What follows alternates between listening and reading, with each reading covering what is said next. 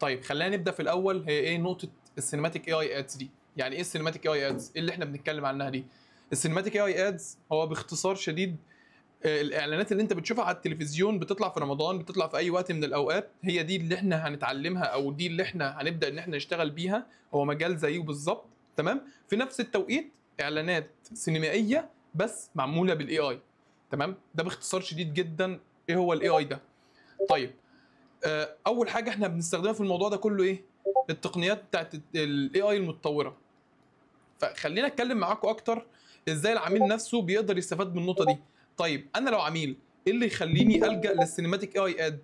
طيب السينماتيك اي اد موجود معايا لو انا ابتديت ان انا اروح ان انا اعمل اعلان جديد مثلا، او اعمل اعلان بره السينماتيك اي ادز. فانا هحتاج ايه؟ انا محتاج الناس تقول معايا كده، انا هحتاج ايه لو انا اشتغلت دلوقتي سينماتيك اي ادز؟ انا كعميل دلوقتي رايح ان انا اعمل اعلان، فانا المفروض اكلم مين او يبقى معايا ايه عشان اقدر ان انا اعمل اعلان؟ محتاج حد يفتح شير سكرين تاني يا شباب. محتاج اللي فاتح شير سكرين برضو يعملوا ميوت للصوت بتاع السكرين، وخلي الصوت بتاعنا المفتوح. يعني اعملوا ميوت لللايف وخلي السكرين مفتوح. مظبوط اه. تمام، حلو جدا. واحد بيقول لي ايه؟ محتاجين حد يخرج او من اللي بيتفرج ان هو ايه يعمل الكلام ده كله. اول حاجه انت محتاج حد يخرج. اول حاجه خالص انت محتاج منتج، بعد كده اخراج، بعد كده الكاست، بعد كده يعني انت شوف معاك كام حاجه بقى اللي انت تبدا تعدها. طيب انا كعميل هستفاد بالكلام ده كله ازاي؟ يعني انا دلوقتي لو رحت دفعت مبلغ وقدره مثلا من بدايه 100,000 جنيه ان انت تبدا تعمل اعلان، والاعلان ده بيتقال عليه ايه؟ ان هو وحش، تمام؟ اللي هو 100,000 جنيه ده تاجير معدات تقريبا، او حتى ما جابتش تاجير المعدات. انا اعرف حد من زمايلي المخرجين، هاني فيجوال، لو حد يعرفه هاني فيجوال، يعني شوفوا الاعلانات بتاعته طالعه ازاي. الاعلانات دي مليون في المية، مليون في المية، مليون في المية مش اقل. التأجير لوكيشن مثلا ولا تأجير المعدات نفسها مش اقل من 100,000 جنيه. ده 100,000 جنيه ده ستارت اب. انت فاهم ازاي؟ طبعا اللوكيشن كده كده ايه، فاللوكيشن اصلا ده المكان اللي انت هتبدا تسجل فيه. فالكلام ده كله انت بتوفره للعميل في نقطه سهله جدا، اللي هي ايه؟ ان انت خلاص ابتديت ان انت هتعمل له الاعلان ده كله، هتلغي له بقى كل الكلام ده كله. فانت هتعمل الكلام ده يعتبر بالنسبه له ببلاش، تمام؟ فبالتالي احنا هنا لجأنا للاي اي. طيب الاي اي يقدر يعمل لك ايه بقى؟ او انا كعميل انا اروح للاي اي ليه؟ اول حاجه هيوفر لي الفلوس. مليون في المية لازم هيوفر لي فلوس.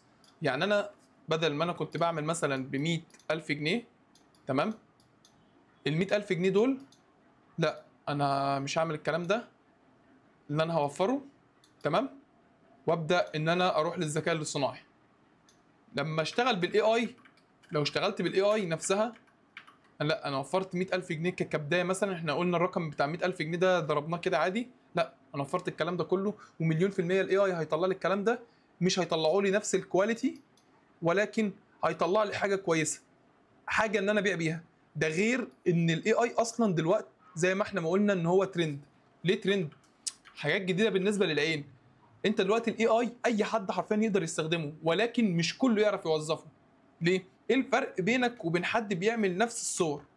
يعني انت كمصمم مثلا، لما تجيب لي اعلان كل الشوتس اللي فيه فرونت فيو، يا عم بلاش فرونت فيو، كل الاعلان نفسه تحسه انت شفت الكلام ده قبل كده.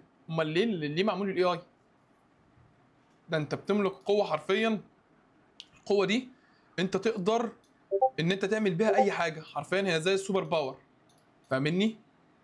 فانت حرفيا بتقدر توظفه في اي مكان. فانا كعميل لما اروح للاي اي، انا محتاج منك تطلع لي حاجه ما حصلتش، فبالتالي انا هلجا للاي اي، تمام؟ انت بتعمل السينماتيك اي اي ادز دي، فانت وفرت للعميل وفي نفس التوقيت انت كسبت فلوس، فاهمني؟ فبالتالي ايه اللي هيدل على الكلام ده كله؟ ان العميل هيبقى مبسوط. لازم ان العميل يبقى مبسوط. اصل انت حققت له ايه؟ حققت له مبيعات، وفي نفس التوقيت عرضت له المنتج بتاعه، سواء بيرفيوم، سواء مطعم، سواء بتاع عقارات، سواء اي حاجه، انت حققت له اللي هو عايزه. يعني هو لما بيجي يروح يعمل فيديو مثلا ادز بتبقى حقيقيه، الرياليستيك ادز دي، تمام، هو عايز يوصل لايه؟ يوصل لنسبه مبيعات. طيب انت عشان يوصل لنسبه المبيعات دي بيدفع سي 100,000 جنيه. طيب انت لما تدفع ال 100,000 جنيه عشان توصل لنسبه المبيعات دي، طيب ايه رايك لو انا قلت لك هتدفع اقل من ال 1000 جنيه دي؟ لو دفعت اقلها هتجيب برضو نسبه المبيعات دي، وبرضه هتكون ترندي. فاهمني؟ حاجه جديده ما حصلتش، فبالتالي المجال ده مليون في المية جامد، مليون في المية جامد. حد عنده أي مشكلة؟ حد عنده أي مشكلة في اللي احنا بنقوله؟ حد شايف إن الكلام بتاعي غلط؟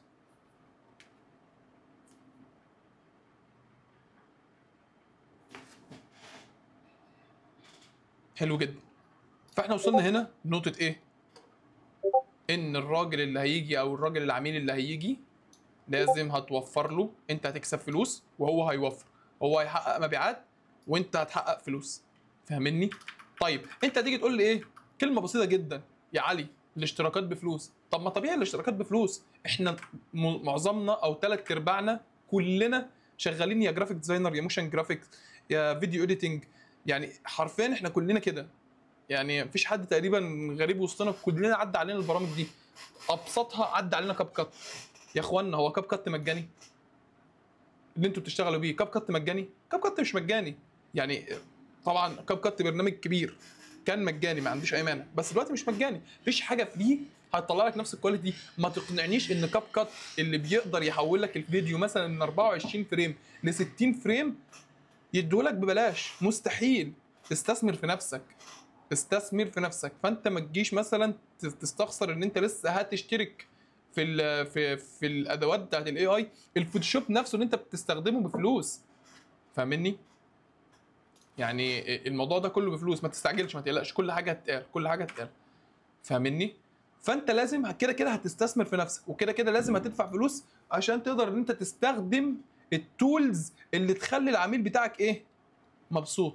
يعني اقول لكم على حاجه يا شباب، احنا طبعا كلنا شفنا الاعلانات اللي بالذكاء الاصطناعي بتاع الفيو، اللي هو والله انا من الصعيد ومش عارف الحاج كمول مش عارف عمل لي ايه. الكلام ده كله مع احترامي، اسف في اللفظ، هبل. احنا ما استخدمناش الاي اي صح. تشوف الناس اللي بره بتعمل ايه بالاي اي، طبيعي ولا مش طبيعي؟ فكسانه جدا، بس اول ما نزلت يا نهار ابيض واو. طب انت ايه الفرق بقى بينك الناس اللي بتستخدم فيو ده، يعني الموديل اللي بيعملوا بيه الكلام ده اسمه فيو 3. طيب ايه الفرق بين الناس اللي بتستخدم فيو 3 دي بالناس اللي بتستخدم فيو 3 صح؟ لا هم داخلين عارفين هم يعملوا ايه. انا عارف ان انا هطلع مشهد العميل بتاعي لما يشوفه يضرب ايد في ايد كده، كف بكف كده، يا نهار ابيض، هو طلع لي الكلام ده ازاي؟ الكلام ده ازاي اي اي؟ انا عايز اسمع الكلمه دي. يعني انا كعلي، او انا ك ك كعميل عايز اسمع يا نهار ابيض ازاي طلع لي الكلام ده كله. فاهمني ليه؟ عشان في الاخر انا هبقى راضي. فانا لما ابقى راضي انا كده كده خلاص كده مسكت عميل، فانا لما ارضى بالعميل هيبقى كويس جدا. طيب خلينا نرجع برضه نقطة ايه؟ هل الاي اي مجال قوي؟ حد عنده جواب؟ الاي اي قوي ولا مش قوي؟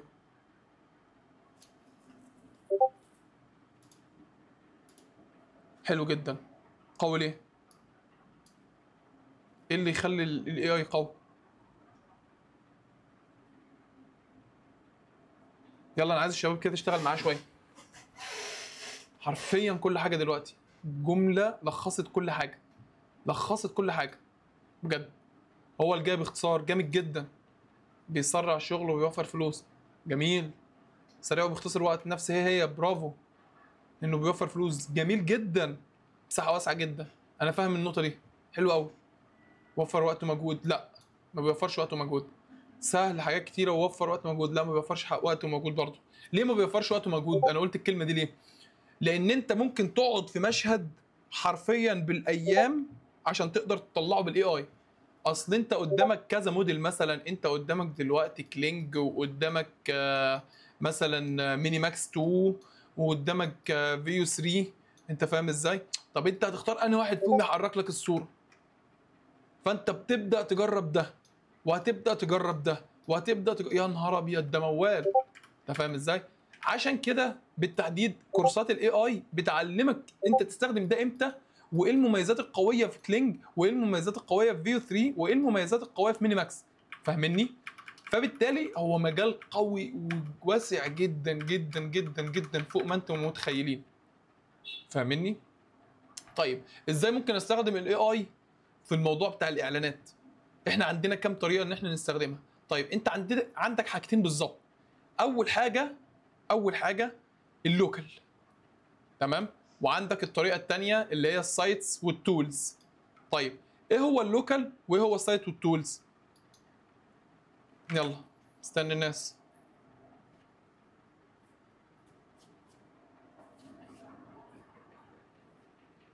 لا مش حله برومت انجينير خالص. انت ممكن تكتب نفس البرومت في اتنين تولز، وده يطلع لك حاجه وده يطلع لك حاجه. لا لوكال يعني انا مش عايز الترجمه، انا اقصد هو ايه اللوكال ده يعني؟ ازاي اي لوكال؟ لوكال هو موديل على الجهاز من غير نت. كويس، حلو جدا. حد عنده اي معلومه نقطه اللوكال والسايتس؟ لا انت كده جاي تترجم. جوجل. مين عنده معلومات يا شباب؟ افيدونا. طيب بص يا شباب، اللوكال هي حاجه موجوده عندك على الجهاز. الحاجه دي ما بتستخدمش نت خالص، ولكن بيستخدم من امكانيات الجهاز بتاعتك. فبالتالي احنا كده كده ما بنرشحش لوكال خالص لو انت جهازك ضعيف. فبالتالي انت لازم هتبدا كارت ار تي اكس مثلا 30 60 عشان تبدا ايه ان انت تشتغل لوكال. ده كارت الشاشه بس، ما بالك بقى بالاي 5 وبالرامات ومش عارف. فهو بياخد اللوكال، بياخد من الكلام ده كله. تمام.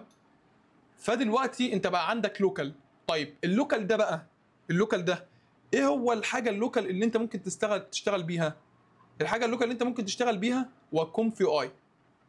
كومفي اي ده هو الموديل، دي المظله الكبيره يا شباب بتاعت الاي اي. كومفي اي ده اللي عامل حاجه اسمها اي اي اصلا. الاي اي نازل من تحت كومفي اي. دي الحاجات بقى الانجينير اللي هم الناس اللي بتفهم في الويب ديزاين والكلام ده كله هيفهموا الكلام ده. فاهمني؟ المهندسين برمجيات وخريجين حاسبات ومعلومات يعرفوا ايه كوم في اي والكلام ده كله. ده الجيسون برومتنج بقى والكلام ده. فالكوم في اي ده اللوكال اللي انت بتنشئ من خلاله موديل اي اي. يعني الكوم في اي ده البالونه الكبيره اللي فيها موديل الاي اي. فاهمني؟ يعني كوم في اي ده باختصار شديد يا جماعه هو اللي عامل لك ايمج اف اكس، وهو اللي عامل لك نانو بنانا اللي موجود دلوقتي، وهو اللي عامل لك كلينج، وهو اللي عامل لك هو اللي عامل كل ده. فاهمني؟ فده باختصار شديد ده كون في اي. طيب ايه بقى السايتس والتولز؟ السايتس والتولز هي جايه من كون في اي، ولكن مخلوك تشتغل بكون في اي مش بجهازك، ولكن باجهزتهم موفرين لك سيرفرات تشتغل على كون في اي دي في السايتس والتولز بتاعتها. عشان كده بتدفع فلوس للاي اي. فهمتوا يا شباب احنا بندفع فلوس ليه بالاي اي؟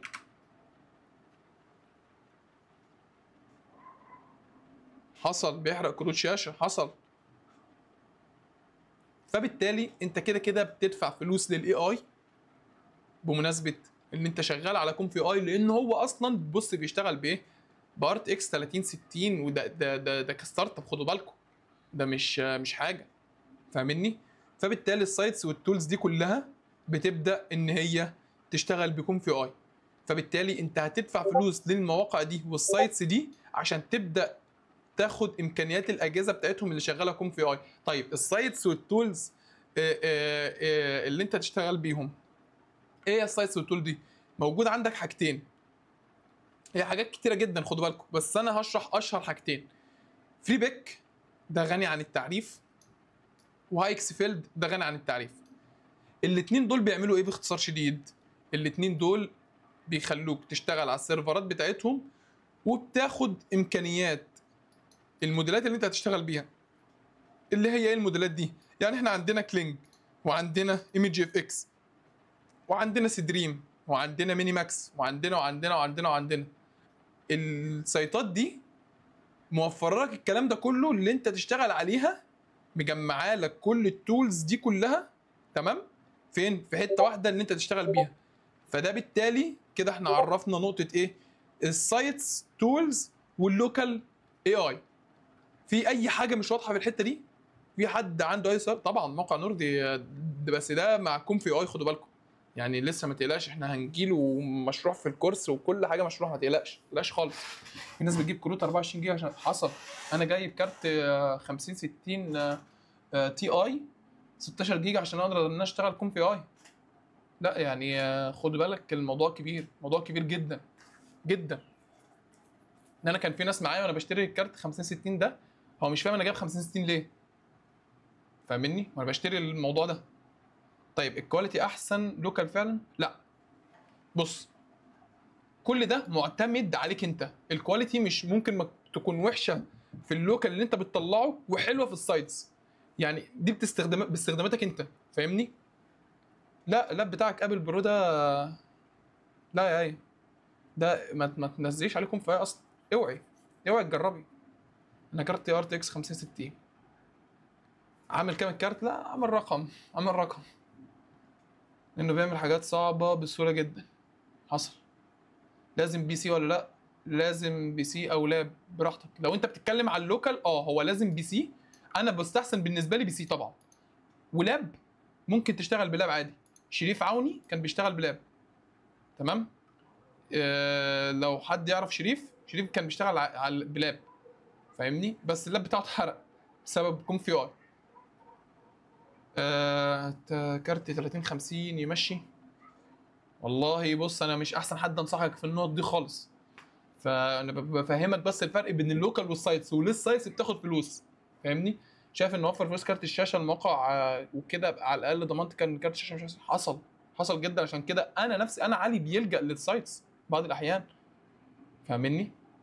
لوكال افضل في اي غير لا هقول لك على حاجه. بصوا يا جماعه المقارنه دي مهمه جدا، مقارنه بين الوحشين دول، اللوكال والسايت. عايزين نقارن بين الاثنين دول، انتوا شايفين انهي افضل، اللوكال ولا السايتس؟ يلا يا شباب محتاج الناس كده تشتغل معاه شويه. اللوكال ولا السايت انهي احسن؟ السايت طبعا. حلو. اللوكال حلو.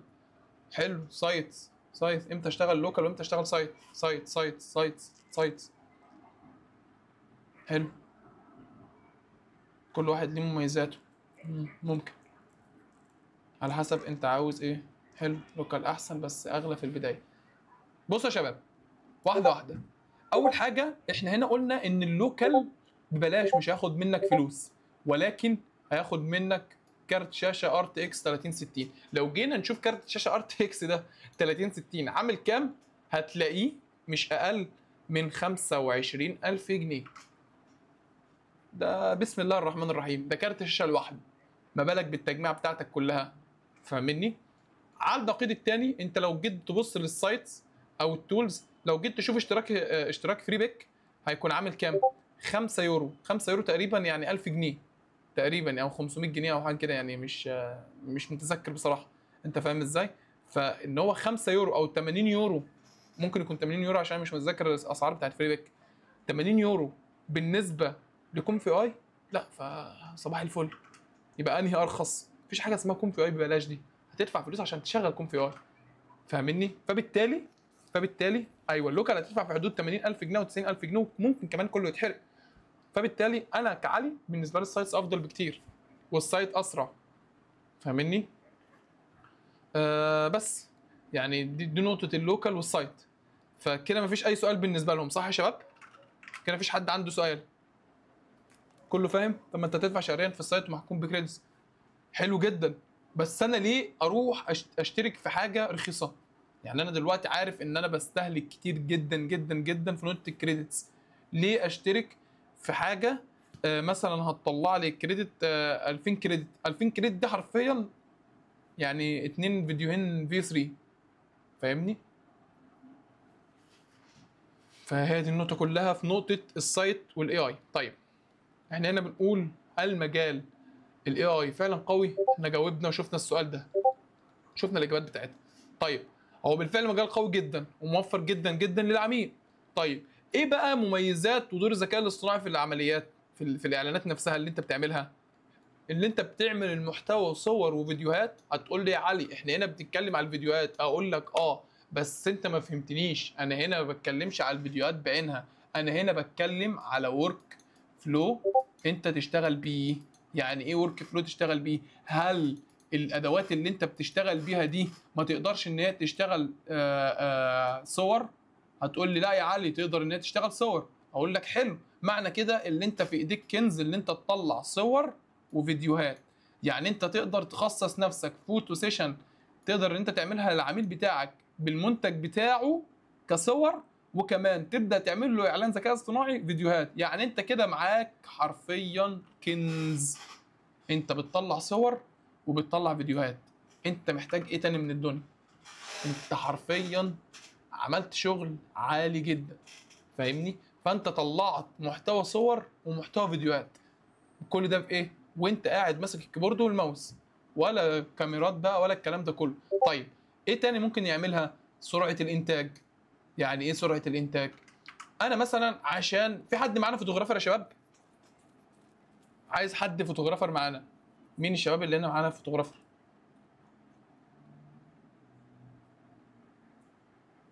فين الشباب الفوتوغرافر يا شباب؟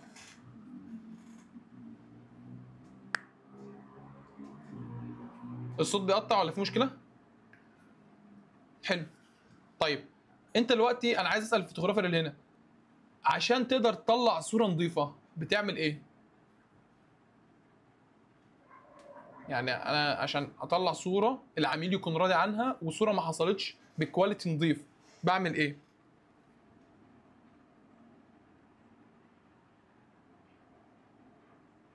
هم. اضاءات، كاميرا اعدادات وكادر وكاميرا حلوه وزاويه وضوء والكلام ده كله. طيب انت خدت فيها وقت قد ايه؟ انا بص هقول لك على حاجه، ان انت تظبط المنتج وتظبط اللوكيشن بس، ولا كادرات ده ولا الكلام ده كله، تاخد وقت قد ايه؟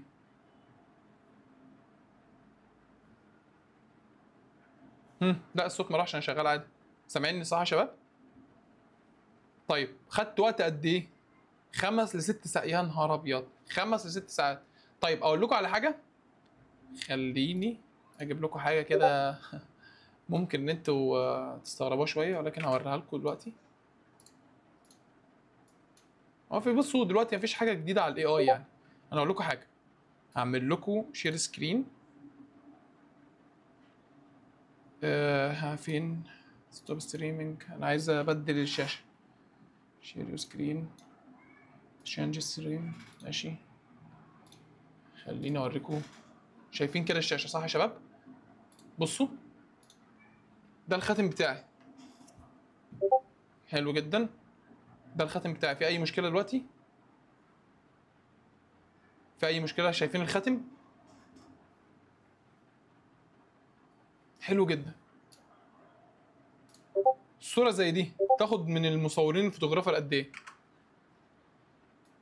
ها، صوره زي اللي قدامك دي يعني كام رينج كام عشان تطلعها بالدقه دي وبالكواليتي دي؟ مش هعملها اصلا 6 ساعات وعايز ظابط لوكيشن واضاءات، وعشان تجيب النور اللي من هنا. بص انت متحكم بالشمس، انت خدت بالك من نقطه الشمس دي؟ دي في نقطه الغروب، فاهمني؟ انت في نقطه الغروب حرفيا، انت مستنى الشمس بيعمل كذا بحته مش عارفه ايه حلو جدا، حلو جدا. اقول لك على حاجه، الصوره دي اقسم بالله، اقسم بالله ما خدت مني 53 ثانيه، كحد اقصى دقيقه. وانا بعمل لها ايه؟ البرومتنج اللي انا كاتبه، وفي نفس التوقيت. طب هقول لكم على حاجه، تعالوا نعمل تجربه مع بعض. اها ادي الخاتم اهو، تمام. خليني اجيب مثلا صوره زي دي اهي، وادي البرومت، تمام. بصوا كده يا شباب معايا، واحنا قاعدين بنتكلم كده، بص هي دخلت اهي. خلينا نشوف بقى هتطلع بعد قد ايه. تمام، دقيقتين. لا دقيقتين كتير قوي، حرام عليك، ظلمت الاي اي. والشمس هتروح مني صح، حصل، هتروح. انت فاهم ازاي؟ 54 ثانيه. بص احنا وصلنا لكام ثانيه دلوقتي؟ 20 ثانيه. جميل. ازاي احافظ على تفاصيل المنتج؟ لا دي الكلام ده بقى يطول شرحه، فخلينا في الاول نتكلم اكتر عن اللي احنا بنشوف الاي اي اصلا انت لازم تستخدمه ليه. يعني انا مستمتع بصراحه بالكلام معاكم، لان الموضوع شيق وانت هتستفاد جدا من المحاضره دي، لانها ورشه مهمه جدا. اسمه ايه الموقع ده يا استاذ علي؟ اسمه LM ارينا. نانو بنانا، لا مش نانو بنانا.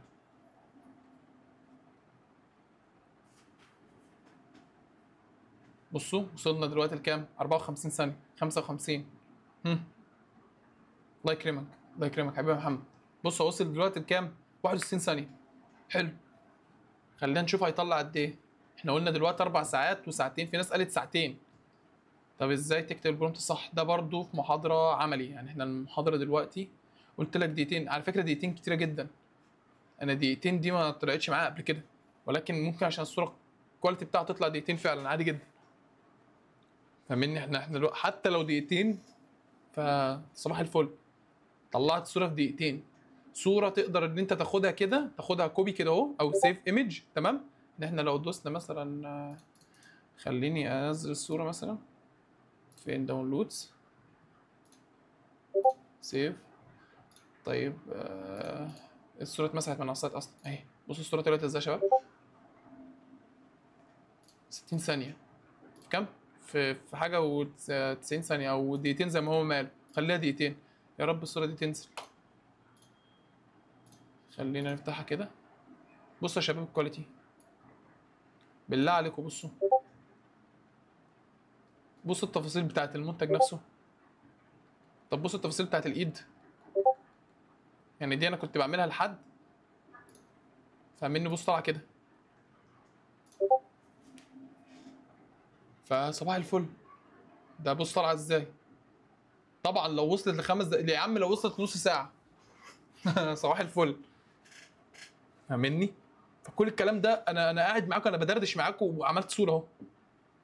فاهميني ازاي؟ طب مش ده ممكن يعمل مشاكل الفوتوغرافر والموديل؟ لا، ما حصلش. ليه يعمل، ليه يعمل لهم مشاكل؟ الفوتوغرافر دلوقتي لما يجوا ينزلوا، قبل ما ينزلوا، اصل انا في حاجات كده كده الاي اي مش هيعرف يطلعها. يعني في زوايا تصوير الاي اي مش هيعرف يطلعها. طيب انا دلوقتي ممكن اعمل حاجه اسمها مايند ماب للعميل نفسه. اقول له بص الصور دي هي اللي هتطلع من الفوتو سيشن بتاعي. فاهمني؟ فبالتالي هو ساعده اهو، ما اثرش معاه. انا ليه هخلي الاي اي عدوي؟ والله لو حطيت نفسك في وسط الاي اي كده اهو، لا، هو كده فعلا هيبقى عدوك وهو اللي هيكسب. هو زي القطر بيجري. يعني انا ما شفتش تطور في الاي اي حصل كده من ايام مثلا ما كنت في كيجي مثلا والتلفزيونات طلعت والكلام ده. فاهمني؟ يعني انا اقصى تطور حصل كان كريستيانو ساب المكان اللي بيلعب فيه في نفس السنه، راح فريقين في سنه. ده تطور بالنسبه لي. بالك الاي اي بص بيعمل ايه. لا صباح الفل يعني. ده بيطير. ده الكلام ده من امتى يا جماعه؟ من شهر واحد. بصوا وصلنا لفين. مفيش مصمم هيقعد في البيت. مفيش الكلام ده، مفيش الكلام ده. عارفين عامل زي ايه يا شباب؟ عامل زي مثلا احنا كنا بنقص زمان خالص، ايام ما كنا بنشتغل في المطابع وكنا بنشتغل في الاستوديوهات. الناس دي هتفهمني قوي. كنا بنقص بالبين تول. لما طلع الكويك سelection تول قعدنا نقول ايه؟ لا ده كله هيقص دلوقتي، ده القص بقى سهل، ده مش عارف ايه، ده احنا شغلنا راح وشغلنا جه، وقعدوا يعملوا حوار والليل. دلوقتي ايه اللي حصل؟ صباح الفل شغالين عادي جدا، ما استغناش عن البين تول. ودلوقتي طلع حاجات انيل اللي هي الريموف، اللي هي السبجكت اللي بتحدد بسرعه ده. ف مفيش الكلام ده خالص. مفيش الكلام ده كده في مرحله الصور يا شباب. انتوا واخدين بالكم؟ خلينا اعمل تشانج ونبدا ان احنا نكمل كلامنا هناك على اللي احنا كنا بنعمله. فين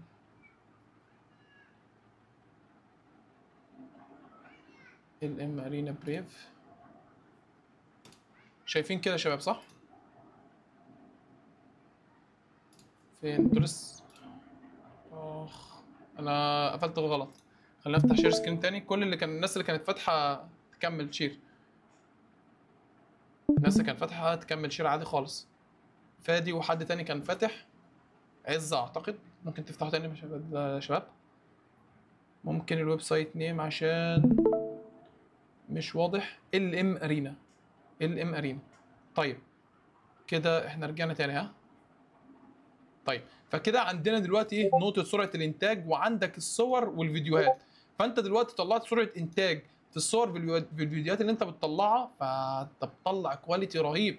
فاهمني؟ توفير التكلفة دي احنا اتكلمنا عليها قبل كده. اتكلمنا عليها فين؟ هنا اهو. احنا مش قلنا ان انت كده كده هتوفر للعميل بتاعك، وكده كده العميل هيبقى راضي. العميل لو انت وفرت له جنيه، تمام، العميل هيقول لك ايه؟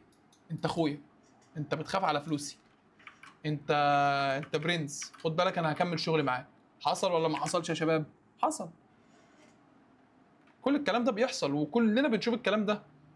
العميل ما بيدفعش فلوس غير لما يشوف ان في نتيجه فعلا هياخدها، غير لما يكون عارف هو بيستثمر فلوسه في ايه. مفيش حد بيطلع فلوس كده بالساهل، فاهمني؟ فبالتالي هو انت وفرت له تكلفه، تمام. فالتجربه الشخصيه بتاعت العميل نفسها، تمام، هيكون عارف ان انت شخص كرييتيف بتساعده ان هو يطلع شغله كويس، فبالتالي هيبدا يشتغل معاك اكتر واكتر، وهيبدا يرشحها الناس، يبدا يرشح لك ليهم ناس، للناس نفسها يعني لما تكون عايزه حاجه يبدا يرشحك ليهم. فبالتالي انت عملت ماركتنج لنفسك، تمام. ده اول حاجه، ان انت عملت ماركتنج لنفسك وكسبت العميل بتاعك، وفي نفس التوقيت عملت ايه؟ وفرت له تكلفه وسرعت انتاجك، وبدات ان انت تنتج محتوى صور وفيديوهات. فبالتالي وصل لك لايه؟ في النهايه الهدف من ده كله ان انت تقدم تجربه مميزه وسريعه للعميل. فانت كده هتكسب العميل، وهتكسب قلب العميل، وهتكسب كل اصحاب العميل. ليه؟ احنا شغلنا كله علاقات في علاقات. فبالتالي الاي اي هيسرع لك كل الكلام ده. الاي اي مش عدوك، على قد ما هو قوي جدا، ولازم ده سوبر هيرو بالنسبه لك، فاهمني؟ ده بالنسبه لك سوبر هيرو. ممكن الديل يفكس عشان التكلفه عاليه في الاي اي، اسرع وارخص من الطرق التانيه، حصل. اداه تساعدك، حصل. يعني كله كده، فاهمني؟ فخلينا نروح لنقطه مهمه جدا. النقطة دي أكيد كلكم سألتوها قبل ما تخش الورشة، كلكم بتسألوها دلوقتي. هل في حاجة اتعملت قبل كده، وهل الخدمة دي مطلوبة في السوق؟ هل خدمة ال AI دي مطلوبة في السوق يا شباب؟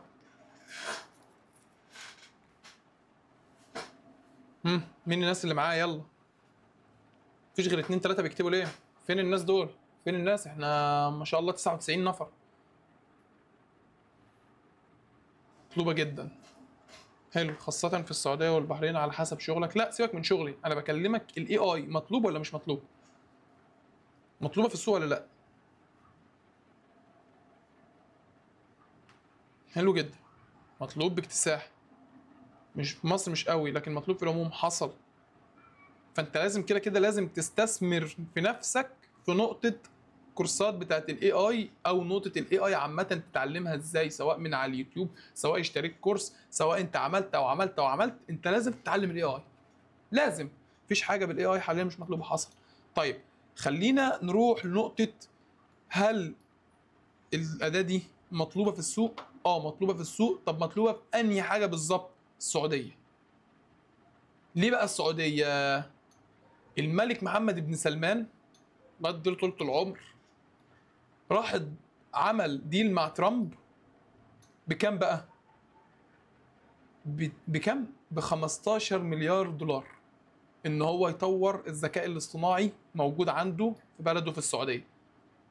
فانت عايز تقنعني ان واحد دفع 15 مليار دولار في نقطة الاي اي، الشعب بتاعه مش هيشتغل بالاي اي؟ مستحيل. خلاص الموضوع ده ترندي موجود هناك في السعودية، واسأل اي حد سعودي. حد معانا سعودي هنا يا شباب؟ فين الشباب السعوديه اللي موجودين هنا؟ انا عارف انتوا كتار هنا اهو. مين هنا سعودي؟ في حد عايش في السعوديه؟ حد ما بيشوفش الكلام ده؟ حد عنده تعليق على الكلام اللي انا بقوله؟ الكلام اللي انا بقوله غلط؟ لغايه دلوقتي انا مش شايف اي حد قال لي ان انا غلط. لا مستلطفين الاي اي جدا. اصحاب الشركات، البيزنس اونر سعودي، صح؟ الشعب نفسه، سيبك من الشعب نفسه، انت بتتكلم على البيزنس دلوقتي. احنا كل لغتنا دلوقتي لغه بيزنس، مالكش دعوه بالشعب. انت بتتكلم بيزنس وفلوس بس، ماليش دعوه بالشعب. ما هم الاودينس حلو جدا. انت لما دلوقتي تعمل اعلان اي اي، تمام، هل انا بستهدف واحد بس، ولا بستهدف كذا كذا نفر؟ اكيد هتقول ان انت بتستهدف كذا نفر. حلو جدا، اقول لك يا عبد الرحمن كويس، انت قلت لي دلوقتي ايه؟ ان انا بستهدف كذا نفر. زي ما في واحد بيكره الاي اي، وده انا شفته في اعلانات جوينا. خدوا بالكم لما دخلت على اعلانات جوينا اللي معموله بالاي اي، هتلاقي الناس اصلا المصريين هنا مش مستلطفين الموضوع. انا مش فاهم ليه. ولكن في فعلا ناس مش مستلطفه الموضوع، ولكن هل الشعب كله؟ مستحيل ما يكونش الملك بتاعهم دافع 15 مليار دولار عشان هو الشعب بتاعه ما يستلطفش الاي اي. حتى لو مش مستلطفه دلوقتي فهو بالتالي هيستلطفه بعدين، لازم هيستلطفه. خلاص ده امر واقع. فاهم ازاي؟ انت اجبرت، انت اتحطيت. فاهم ازاي؟ خلاص. جالي رساله من شركتين على لينكد ان محتاجين بوزيشن اي اي جين. طبيعي. من تصاميم اليوم الوطني السعودي لازم نعرف ان الشغل مطلوب بالاي اي. حصل. شوف الكلام ده في الشغل السعودي، اليوم الوطني السعودي الشغل كله يا جدعان 3/4 اي اي. السعوديين مهتمين بالاي اي وعارفين قيمته كويس. طبعا فعلا السعوديين بالذات مركزين على الاي اي عن الباقي. لا بس هم بيبصوا لحته ان الشركه بتسترخص وكده. لا مفيش الكلام ده. يعني الناس اللي بتاخدها من النقطه دي فهم مش احسن حاجه يعني. ليه بقى مش احسن حاجه؟ لان الشركه دي زي ما قدمت لك اي اي، هي في نفس التوقيت زمان ما كانش بتقدم لك اي اي. مفيش حاجه اسمها بتسترخص، انت اللي بتفكر غلط. ايوه انا اتعاملت مع على فكره مع البيئه دي شفتها. يعني الناس دول بالاخص عارفين بيميلوا للانيميشن. انت ممكن تعمل انيميشن بالاي اي ومحدش هيعرف. خد بالك الناس السعوديين دول ماشي عشان بس مش فاهم.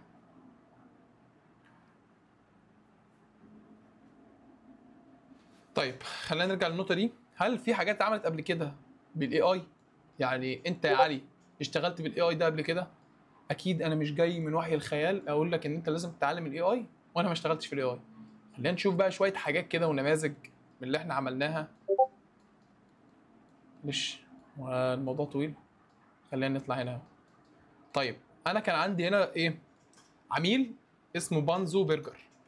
طيب بانزو برجر ده عباره عن لوكال براند. طيب هل هيروح يجيب كاست يصوره؟ لا، هو عايز يعمل حاجه انيميشن. تمام. او في نفس التوقيت هي حاجه خياليه. انا عايز ابين الكوكب بتاعي، عايز اعمل حاجه مطرقعه، من الاخر حاجه مطرقعه. قلت له اهلا وسهلا، يلا بينا نبدا نشتغل. بدات ان انا اخد بريف من العميل. ده اول حاجه بتعملها، بتبدا تاخد بريف من العميل، تفهم دماغه ماشيه ازاي وتبدا تشوف بقى انت هتمشي بدماغه ازاي. تمام. خدت بريف من العميل. بعد ما خدت بريف من العميل ابتديت ان انا اعرض عليه السكريبتات. قال لي كلهم وحشين، كل السكريبتات دي وحشه. انا مش عايز الكلام ده كله. انا عايز تمشي في الدايركشن ده 1 2 3 اللي هو ايه؟ الواحد 2 3 ده انا عايز حاجات شبه الانيميشن وحاجات مطرقعه وعايز حاجه خياليه ما حصلتش قبل كده. تمام. فبالتالي انا كده خلاص عرفت دماغه رايحه فين. ابتديت ان انا اجنريت الصور دي. طيب ايه رايك في الصوره دي؟ الصوره دي جايه منين؟ الصوره دي لو خدت بالك هنا وركزت هنا اهو، صوره البرجر بتاعته دي نفسها. تمام. في حد خرج ولا شايفين؟ طيب يا شباب في اي مشكله؟ كله متابع؟ في حد فصل مني عايزين تاخدوا راحه؟ حد عايز ياخد راحه يا شباب؟ صور ايه؟ لا تمام نكمل. كمل حلو قوي. فلو خدتوا بالكم من البرجر ده كده، ساندوتش البرجر ده هو ده كوكب. هو كان عايز يعمله كوكب. لو خدت بالكم هنا اهو، ايه رايك هنا؟ هو عايز يعمل دي، عايز يبين اللوجو بتاع، عايز يبين الدايركشن بتاعه يا شباب. فطلعنا له دي. تمام. ابتدى ان هو يعمل هنا. بعد كده دخلنا هنا. بعد كده ابتدينا ان هنا دلوقتي هي سفينه فضائيه ورايحه. ما بانزو برجر ده كله عباره عن زي وهم كده، انه سفينه داخله الكوكب ده، داخله على الكوكب خلاص واصطدم بيه. بعد كده ابتدى ان هو ينزل على الكوكب، عايز يكتشف سر. لو عايزين نعرف بقى ايه السر اللي هو نزل يكتشفه، بدأ ان هو ينزل على كوكب مليان جبنه ومش عارف ايه وسناكس والكلام ده. ابتدى ان هو ايه؟ يتمشى. ابتدى ان هو يتمشى في الارض. والارض دي عباره عن ايه؟ الفرايز، حقل الفرايز اهو اللي هو ماشي فيه. تمام. بالتالي وصل لحاجه اسمها بانزو برجر اللي هو بيدور عليها وعايز يعرف السر بتاع الخلطه دي. ابتدى ان هو ياخد البرجرايه دي، ابتدى ان هو يصغر حجمها، ووصل لفين؟ للسفينه بتاعته اللي هي كانت موجوده فين؟ في الاول خالص. تمام. ابتدى ان الدايركشن يتغير شويه. ابتدينا ان هو يعمل هنا تحليل لايه؟ للساندوتش بتاعه. تمام. دي الصوره في الاخر اللي طلعت. طيب هتقول لي يا علي انت طلعت الصور دي من اول مره؟ اقول لك لا، الصور دي ما طلعتش من اول مره. اول حاجه الصوره طلعت هي الصوره دي. الصور دي كلها اول حاجه طلعت اللي هو الراجل لابس اخضر. فهو قال لي لا انا مش عايز الكلام ده كله، انا مش محتاج الكلام ده كله، انا محتاج ابين الدايركشن بتاعي اكتر. انت مش مبين لي الدايركشن بتاعي اللي هو ايه؟ البراند جايد لاين او البراند ايدنتي بتاعته. انا عايز الدايركشن بتاعي يكون فيه الالوان بتاعتي. قلت له بس كده اهلا وسهلا. قمت عامل ايه؟ مغير في البرومبت، بدل وايت سوت ريد سوت. خلصت على كده، طلع لي النتيجه اللي ايه؟ اللي هي تحت. طيب بالله عليكم، انت لما تيجي تعدل حاجه زي كده كموشن جرافيك او مثلا كمصور، هياخد منك قد ايه؟ هتعيد الكلام ده كله، كل ده هتعيده من الصفر. فاهم ازاي؟ شفت الاي اي سهل عليك ايه؟ كده تكت زرار عملت جنريت للصور دي كلها من تاني وبنفس الكواليتي، طلعت نتيجه رهيبه. محتاجين حد من الشباب يا شباب اللي فاتحه اللايف تعمل شير سكرين وتقفل المايك من عندي. فاهم ازاي؟ كله هترجع من الاول، بس انا عملت ايه؟ غيرت البرومبت بس طلعت النتيجه دي. خلينا نشوف مع بعض بقى النتيجه اللي احنا طلعناها. خليني اعمل لكم شير سكرين. فين؟ اعمل لكم شير سكرين تاني بقى تشوفوا البورتفوليو نفسه. تمام؟ شايفين كده؟ معلش يا فادي ممكن تخش على اللايف؟ يعني مش تكت زرار حرفيا، ولكن انت خدتش وقت. فادي بعد اذنك ممكن تخش على اللايف؟ الاستريم شغال عند الكل يا شباب؟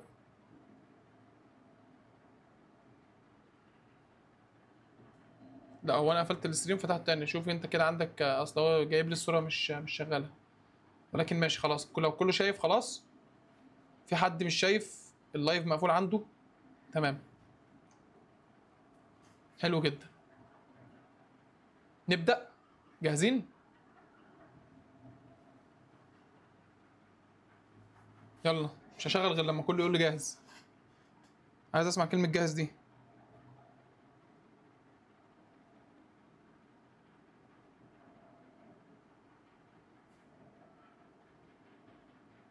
حلو جدا. ايوه كده، عايز اشوف حماس بقى. شوف حماس عشان انتوا داخلين على حاجات كبيره، داخلين على حاجات كبيره قوي قوي قوي قوي. يلا بينا. على الكواليتي، جوده 1080. في كوكب محدش يعرف له طريق، كان في علامة لجوع مش طبيعي. كائن غريب نازل مخصوص مش عشان يستكشف، عشان يدور على حاجة ملهاش مثيل. ساندويتش لو شفته بعينك هتشك انك في حلم، ولو دقته هتعرف انك في كوكب تاني. هنا الطعم مش بيتاكل وخلاص، ده بيتحلل وبيتدرس زي الأساطير. بانزو برجر، طعم من كوكب تاني. ايه رايكم؟ سريع عشان انت بتعمل اعلان بيبيع 30 ثانيه. ايه رايكم في الاعلان؟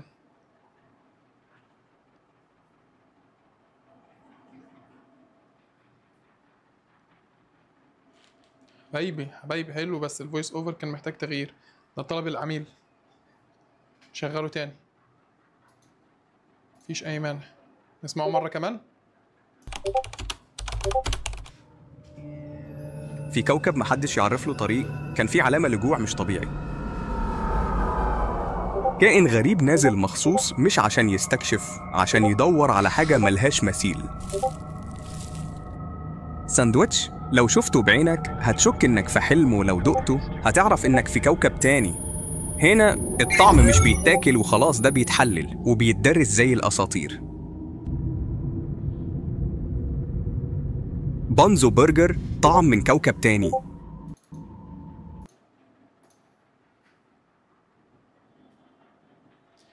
تحسه مش بروفيشنال بس عاش. دي بقى انا عايز اقول لك ان الفيديو ده من امتى؟ الفيديو ده بالظبط يا جماعه من 5 شهور. ايه رايكم؟ انا لسه هوريكم نماذج تانية ما تقلقش. 5 شهور انا عامل الفيديو ده، يعني من قبل ما التولز تتطور التطور الرهيب اللي هنا دي. ايه رايكم؟ يعني الكلام ده كله انا مطلعه من 5 شهور. المهم الفيديو يخدم فكره البراند صح. فاهمني؟ تعالوا نرجع اللي احنا كنا فيها.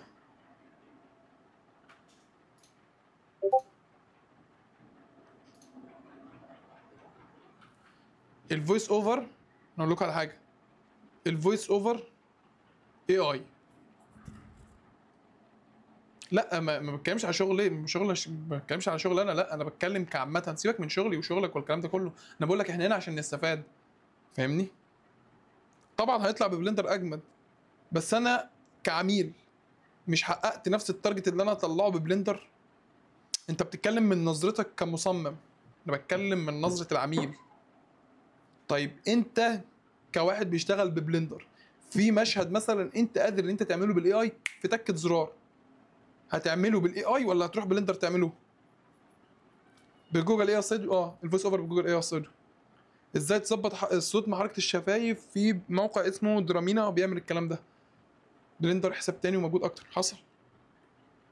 لا ده هو في حاجه فصلت. طبعا اي اي. تحريك بفري بيك ولا موقع ايه؟ خلينا برضه هنستفيد من الموضوع ده. هو فري بيك بس هنستفيد ما تقلقش. درامينا بقى بايظ. في حاجات كتير. في انفينيتي اي اي حلو برضه. شوف. طيب احنا هنا ده اول عميل اللي اسمه بانزو برجر. خليني بقى اخدك رحله تانية جديده، دايركشن تاني خالص، وحاجه بقى بريميوم من اللي قلبك يحبها، اللي هي ايه؟ هابي تاتش. ده اسمه ليالي بيروت. بصوا يا جماعه، انا هدخلكم دلوقتي في مود ما حصلش، واوريك حاجات تقول لا انا دلوقتي لازم اكون عندي الاي اي. بصوا يا شباب، ده تصوير العميل. ده تصوير العميل. يا عميل احنا محتاجين المنتجات بتاعت حضرتك عشان نبدا ان احنا ايه، نعمل لك شغل. قال لي لا والله يا باشمهندس علي انا مش مصوره، الصور اللي موجوده كلها على الموقع. دخلت اشوف الصور اللي على الموقع، هي دي الصور. ايه رايكم؟ ايه رايكم في الصور اللي على الموقع يا شباب؟ عامله ايه؟ بالله عليكم ده يتعمل بيه اعلان؟ هم. وحشه جدا. ايه دي؟ ما جاتش الصور دي، ما اتصورتش. يعني مثلا عارف انا لو جبت اخويا الصغير كان صور احسن من كده. طبعا مع احترامي الكامل للتصوير يعني انا بتريقش على الشخص، انا بتريق على التصوير، عشان برضو ما حدش يفهمني غلط ان انا بتريق على العميل. لا خالص، انا بتكلم من التصوير خالص. تحت السلم سي. طب انا لازم اقفل لساني شويه قبل ما اتكلم واقرا التعليقات شويه. متصوره ماشي. لسه كنت بقول لازم اقفل. والله يا عم تنفع، ما ينفعش تقول حاجه وحشه. حلو والله يا عم تنفع. طيب انت تعمل بيها اعلان؟ تنفع ان انت تعمل بيها اعلان؟ اشتغلت على حاجه زي كده بس حرفيا الاي اي ظبطهم كلهم كانهم سيشن. بصوا بقى يا شباب، احسن صور. طب بص، عشان انا كده خلاص ابتدينا نصف كتير، فخلينا نرجع للموضوع. دي الصور اللي معموله، اللي متصوره. طيب بصوا بقى كده، بصوا بعد التعديل.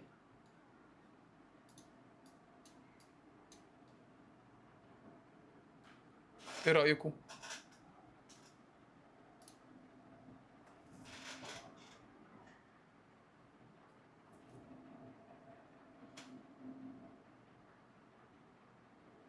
استنى اعرف راي الشباب، حلوه ولا وحشه؟ بصوا التفاصيل. هابي تاتش، ليالي بيروت، ليالي بيروت، هابي تاتش، حتى الكلام مظبوط. اختلف 180 درجه. طبعا شميت الريحه من حاجه طبيعي. اختلف. اختلف 180 درجه. هي احسن صور اتصورت في 2027. من في الحاله دي بيعرف العميل اني اشتغل على الصور ولا مش بتكلم؟ لا، بعرف العميل نفسه. اصل انا ما ينفعش اقول له لا. من الاخر لازم اوجد حل. انت اتحطيت، مش هتسيب الفلوس اللي جايه لك، مش هتسيبها، فلازم تطلع ايه، شغل كويس. تمام. ده سحر اسود مش تعديل. ازاي ظبطت نفس الباكج؟ كل حاجه بتيجي في وقتها. الورشه دي بنتكلم اكتر عن الاي اي. حلو جدا، جامد جدا، بس حس اداره المنتج عاوزه تتظبط شويه. خليني اوريك بقى الفيديو. استنى لما نخش في الموضوع اكتر انت هتفهم الدنيا كلها انا بتكلم ازاي.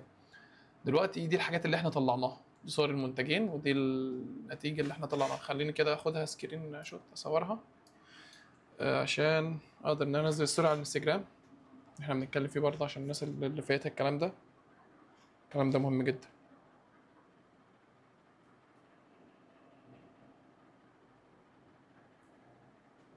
معلش يا شباب عشان نشغل بقى الكيبورد اللي بينور.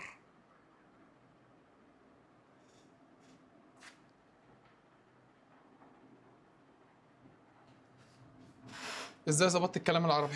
برضو دي كلام جوه الاي اي شويه، ولكن خلينا برضو ما نتعمقش دلوقتي.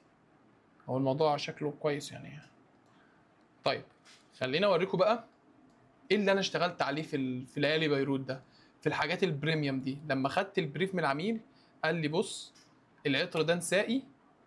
انا عايز افهمكم حاجه، فين بتاع اللي انا بمسح بيها اهي.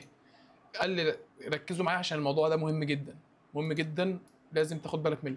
قال لي ان العطر ده نسائي، تمام؟ ده اول حاجه ان هو نسائي، وكمان احنا عايزين نبين النساء والرجال فيه في الموضوع ده. فطبيعي كأي شاب او كأي حد خايف على اكل عيشه وخايف من ربنا هيقول له لا انا مش بعمل شغل نساء. وش انا قلت كده، تمام؟ ولكن لما قعدت افكر لها شويه ربنا الهمني ان هو ايه، لا انت ممكن تعملها بس بطريقه مختلفه والعميل هيقتنع بيها بشطارتك وبالماركتنج بتاعك، تمام؟ فابتديت ان انا قلت له احنا مش محتاجين ان احنا نبين النساء فيها، احنا بنبيع المنتج مش بنبيع ايه، صور النساء ولا الرجاله. فاحنا عايزين نركز اكتر على ايه، على المنتج بتاعنا. بس العنصر النسائي انا هبينه لك عشان ابين للناس ان في نسائي وفي رجالي، فالاتنين يقدروا يمشموها. هنا انا خدت الدايركشن بتاعي من حيث ان انا ما بينش النساء فيها، وفي نفس التوقيت انا ممكن ابين النساء ولكن بشكل مختلف، يا اما بالحجاب الكامل، يا اما بشكل من الاشكال ان هي ما تبانش، تكون ظاهرها بس انت عارف ان دي نساء. فاهمني؟ بص بقى انا خدت الموضوع فين. ادي المنتج بتاعنا، دخل المنتج الثاني كده، انا بينت المنتجين اهو، حلو جدا. الراجل ابتدى يكون موجود اللي هو مع المنتج الاولاني، البرفيوم ابتدى مع الشخصيه الثانيه كده. انت ماشي الاثنين، دي واحده جايه وده واحد رايح. هنا ابتدى ان هو يمشي، ده ابتدى ان هي تمشي. هنا ابتديت تجيب الراجل، هنا ابتديت اجيب الست. شفت انا كده بينت العنصرين ازاي؟ بص هنا انا بينت ان في عنصر رجالي وعنصر نسائي، حتى لو مش دول مش باينين، فدي باينه 100% ان هو ايه. هنا اهو النقطه دي انا اقدر ان انا اشتغل بيها، تمام؟ بينت ان هي رجال ونساء. اسيبها على كده؟ لا مش هسيبها على كده، اجيبها بقى من فرونت فيو. فاهمني؟ فبالتالي انا خد بالك، شفت انا طلعت الصوره دي ازاي؟ يعني دي اصلا ما كانتش موجوده، دي انا خدت من العميل، عرفت ان من العميل ان دي موجوده هنا اهو، فدي انا عملتها بالاي اي. فاهمني؟ طلعت سيشن تاني ليها، وفي الاخر وصلنا للنتيجه اللي العميل يرضى بيها. ايه رايكم؟ ده المايند ماب اللي انا عملته. في حد عنده سؤال؟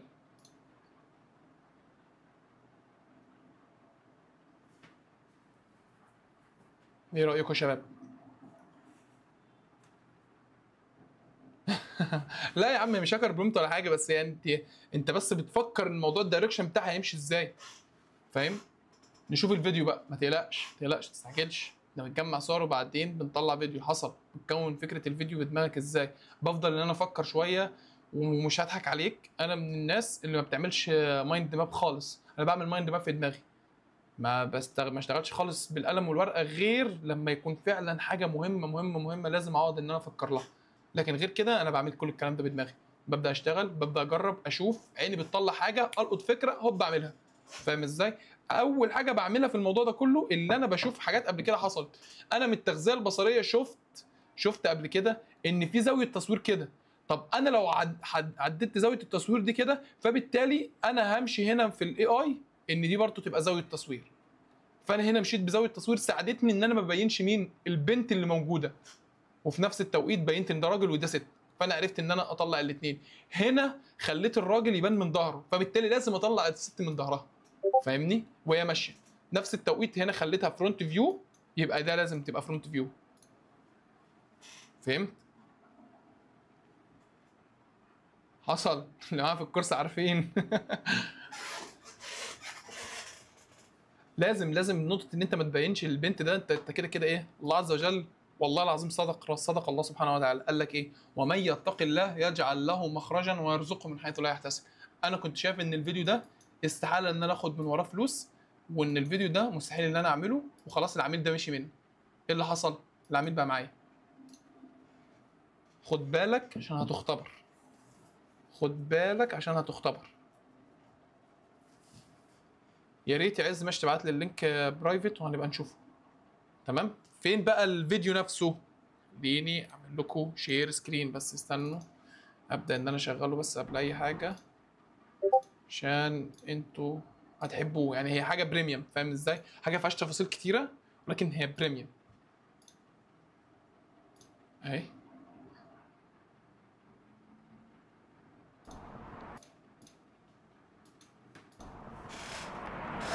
ليالي بيروت عالترين. استنوا عشان مش ده الفاينل ريزولت. خليني اوريك اللي معمول نفسه. فين دون لحظه واحده اجيب بقى التاني. بص الفاينل ريزولت غير اللي عاجبني عشان تبقوا فاهمين. الفاينل ريزولت بتاع العميل كان عاجبه دي قوي، لكن انا اللي كان عاجبني اللي هو الفويس اوفر بتاع الراجل. فانا خلينا نشوف ليالي فين. ليالي كل ايوه هي دي. خليني اعمل لكم شير سكرين. فين؟ عشان كنت هقفل شير تاني اهي.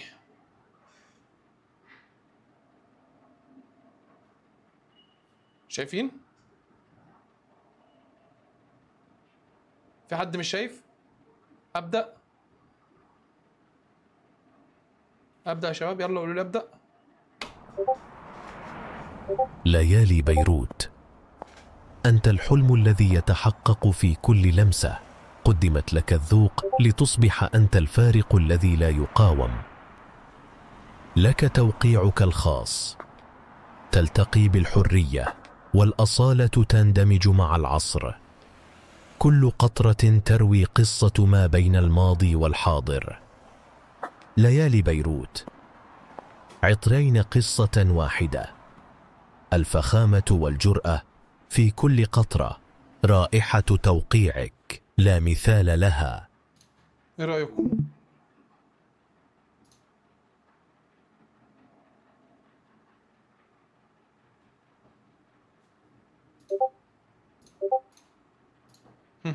ايه رايكم يا شباب؟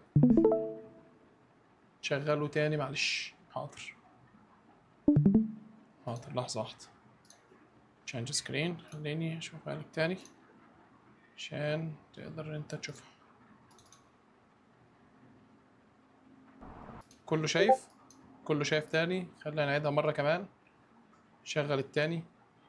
فين عم تحركهم؟ بحركهم بفري بيك، بس المودلز اللي جوه بقى بتختلف. الله يكرمك. ماشي يلا خلينا نشغلها تاني مرة كمان. مش طالع الفيديو في الملف؟ طالع الملف. طيب اديني لحظة. تشانج ادي واتش ستريم. حلو كده كله بونو. يلا نبدأ. خدوا بالكم ما تناموش مني، ده لسه في مفاجآت اخر الكورس ان شاء الله، اخر الورشة متقلقوش.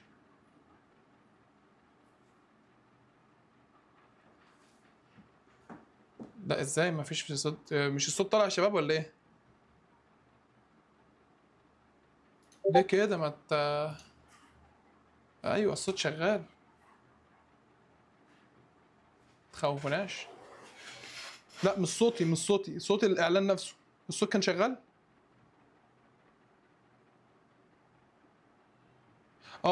طيب بص اللي بيشتغل مش عارف حل الموضوع ده ايه.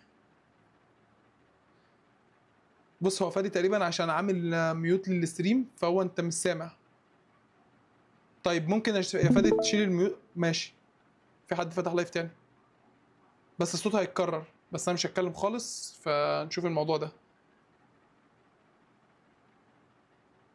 هو صوت الفيديو واطي لان انت بتسمع من ناحيه وبتشغل من ناحيه تانية. بصوا كده. ليالي بيروت. أنت الحلم الذي يتحقق في كل لمسة. قدمت لك الذوق لتصبح أنت الفارق الذي لا يقاوم. لك توقيعك الخاص. تلتقي بالحرية والأصالة تندمج مع العصر. كل قطرة تروي قصة ما بين الماضي والحاضر. ليالي بيروت. عطرين قصة واحدة. الفخامة والجرأة في كل قطرة. رائحة توقيعك لا مثال لها.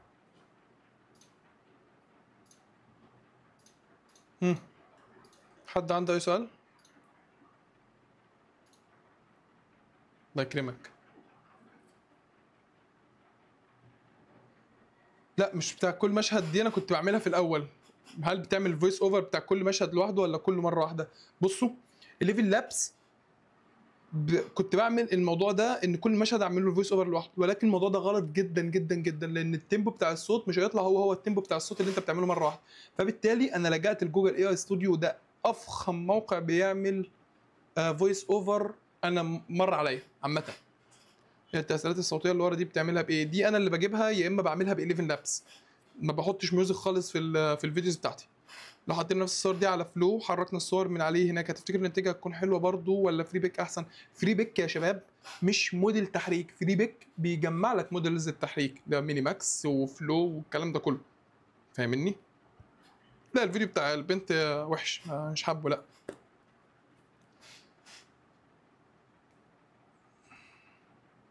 طيب خليني اوريكم، ممكن في الاخر تكلمنا ازاي بتسلم الفيديو للعميل، ده موضوع كبير برضو شويه. بس ازاي بتظبط الفويس اوفر لما بيتعمل كل مره واحده على الفيديو؟ ما هو انا بكون حاطط في دماغي انا عارف بعمل ايه، ناقصه ساوند افكت حصل، ودي نقطه ضعف جدا. ساوند الافكتس انا من نقط ضعفي هي ساوند افكتس، فدي طبعا بحاول اطور نفسي فيها. عملته بكام تتسالش كده.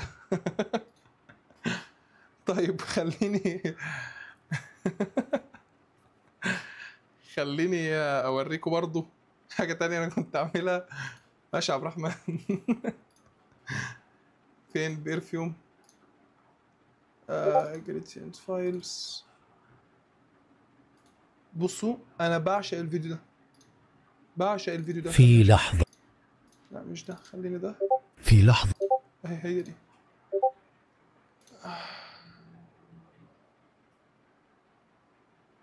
بصوا يا شباب، تشانج ستريم، اتفرجوا على الفيديو ده. ده اخر فيديو هوريه لكم من البورتفوليو بتاعنا، ده منتج برضو. اوريكم ما كانتش ظاهرة، طيب مش مشكلة، خليني كده نشوفها. كله شايف احدث حاجة؟ لا مش دلوقتي خالص، لسه في حاجات كتيرة ما ينفعش ان انا ابينها دلوقتي غير لما تنزل يعني على الصفحات بتاعت العملاء. تمام، هشوفها لما نخلص. بصوا كده المشاهد دي. في لحظة يتوقف كل شيء، وترى زجاجة واحدة، رشة واحدة، ويبدأ الإحساس في صمت. أنت الحضور الوحيد، ما في صوت، لكن الكل يحس بك. ادخل على موقعنا واختر حضورك.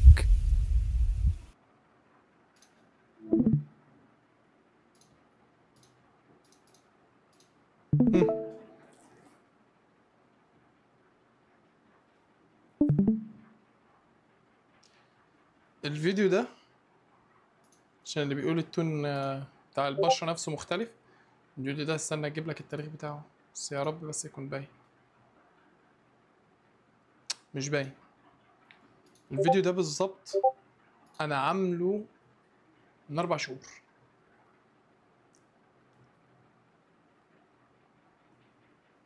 اللي قبله احدث منه، مش ده اخر حاجه، ده قبله بكتير.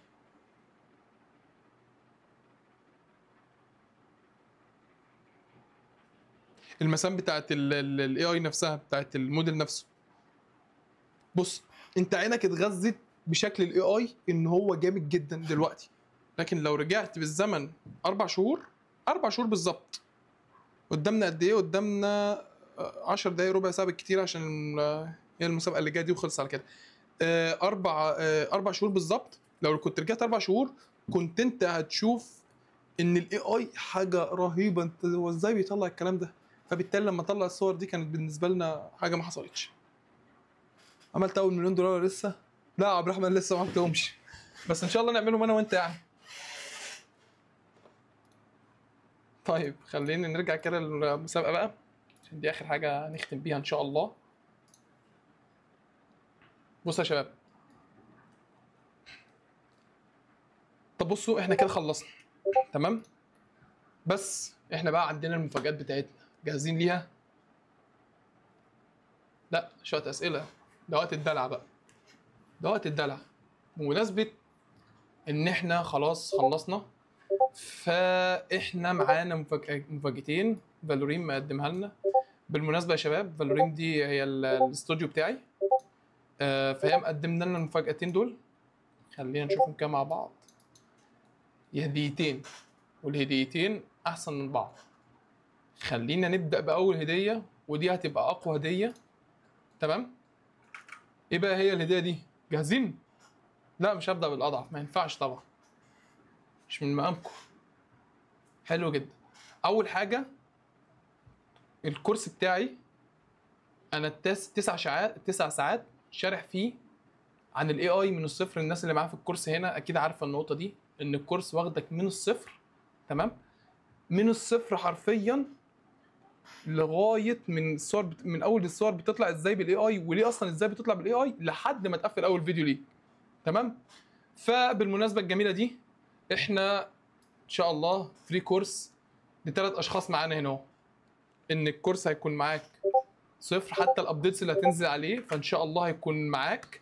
فزيك زي اللي مشترك كورس عادي جدا، كل الابديتس كمان هتنزل، يبقى انت ليك فول اكسس عليها. بالمناسبه السعيده دي يا شباب، احنا خلاص كده خلصنا اول مفاجاه. المفاجاه الثانيه دي برضو مفاجاه حلوه جدا جدا جدا جدا. اول حاجه خلاص خدنا الفري كورس. تاني حاجه خصم 80% للناس كلها اللي حضرت الكورس معاكم دلوقتي، بخصم 80%. اي حد كان موجود في الورشه دي يبعت على الانستجرام او يبعت على الواتساب، والافضل ان هو يبعت على الواتساب ويقول ان هو كان حاضر الورشه. يا ريت تاخدوا سكرين